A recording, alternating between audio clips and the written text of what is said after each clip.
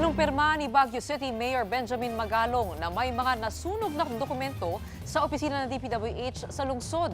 Bantay sarado na raw ang lugar ngayon. Nasa frontline ng balitang yan si Ian Suyu.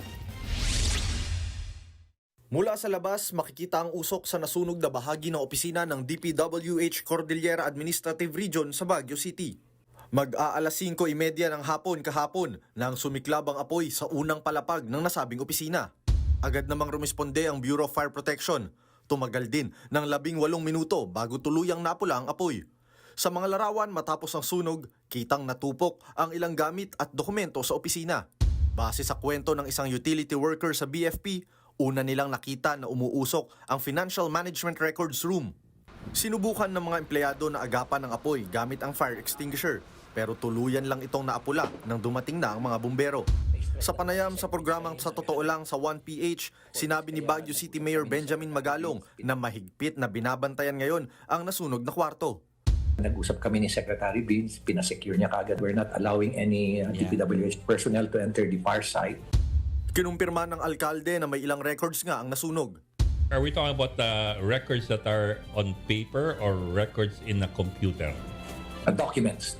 So actual documents, in other words, hard copies. Kaya na-stress na naman si Sec Vince kanina. Haba yung bigote niya ulit. Wala namang nasaktan sa sunog. Hindi pa idinedetalye ng mga otoridad kung ano ang mga nasunog na dokumento. Iniimbestigahan din kung ano nga ba ang naging sanhi ng apoy. Hindi ito ang unang beses na may nasunog na gusali ng DPWH. Oktubre noong nakaraang taon nang sumiklab ang apoy sa gusali ng Bureau of Research and Standards ng ahensya sa Barangay Pinyahan, Quezon City. Tumagal ng halos 1 oras ang sunog.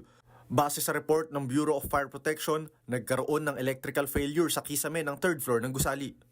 Tiniyak ni DPWH Secretary Vince Dizon na walang nasunog na dokumentong may kinalaman sa investigasyon sa flood control scandal. Nagbabalita mula sa Frontline, Ian Suyu, News 5. Mga kapatid, Cheryl Cosing po.